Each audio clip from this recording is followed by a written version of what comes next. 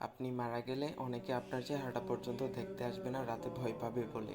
ঘরের যেই স্থানে আপনার মৃত লাশটা রাখা হবে অনেকদিন পর্যন্ত সেই রুমটিতে কেউ কাজ করতে আসবে না। আপনার পরিবার অনেকে একা একা আসবে না আপনার ভয়ে। চলতে চলতে হঠাৎ থমকে যাবে ভয়ে, মনে হবে এই বুঝি আপনি এসে তার পিছনে দাঁড়িয়ে আছেন।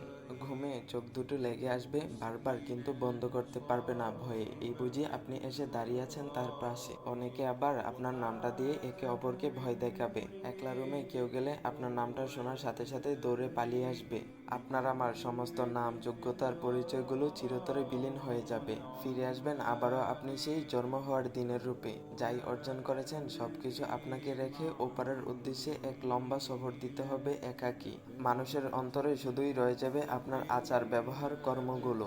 একদিন কেউ ডাকবে না আর সেই চিরচেনা নামটি ধরে, বলবে শুধু লাশ। বড় অসহায় হবে সেই দিন যদি না থাকে কোনো নেকামল। এভাবে চলতে চলতে কয়েক বছর পর আপনার কথা কারোই মনে পড়বে না। শূন্য হাতে এই 2 দিনের দুনিয়ায় এসেছিলাম, আবার শূন্য হাতে এই দুনিয়া ছাড়তে হবে। এত টাকা পয়সা, ধন সম্পদ, বাড়ি গাড়ি, পরিবার, বন্ধু বান্ধব, কেউ আপনার সাথে যাবে না আপনার ওই কবরে। আপনার আমার সাথে যাবে শুধু নেকামল। আচ্ছা, নিজেকে প্রশ্ন করুন তো, আমরা কি পেরেছি যথেষ্ট পরিমাণে নেকামল অর্জন করতে?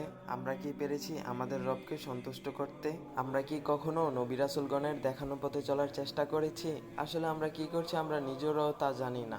একটাবার শুধু ভাবুন যে আমরা কোথায় ছিলাম, কোথায় থেকে কোথায় এসেছি, আবার কোথায় চলে যেতে হবে, আর মৃত্যুর পর আমাদের কিসের কিসের সম্মুখীন হতে হবে। বাস এই কয়েকটি প্রশ্ন নিজেকে করুন আর উত্তর খুঁজুন, দেখবেন আপনি কতটা ভালো হয়ে গেছেন। বিশ্বাস করুন ভাই ও বোনেরা, এই পৃথিবীতে কেউ কারো না, কেউ আপনার সঙ্গে কবরে যাবে না বা আপনার কবরের হিসাব দিবে না।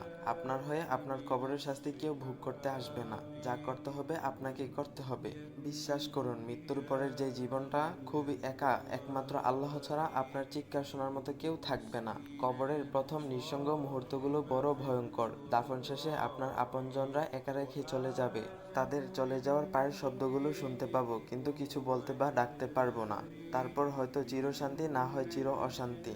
দয়া করে এই দুনিয়ার মায়ায় আর পড়ে থাকবেন না। সময় আছে, ফিরে আসুন রবের নিকট। এখনো সময় আছে, পরকালের জন্য কিছু সঞ্চয় করি, নয়তো একবার যদি মৃত্যুর ফেরেশতার সামনে এসে দাঁড়ায় আর একটু সময় পাবো না কিছু করার। আল্লাহ তাআলা আমাদের সবাইকে বোঝার তৌফিক দান করো। তো গাইস, তোমরা চাইলে ভিডিওটা সবার কাছে শেয়ার করে দিতে পারো। আর গাইস, যারা নতুন আসো ইসলামিক ভিডিও পাওয়ার জন্য এই আইডিটা একটা ফলো দিয়া যাইও। তো গাইস, নতুন কোনো ইসলামিক ভিডিও আসা পর্যন্ত সবাই ভালো থাকবা। আল্লাহ হাফিজ গাইস।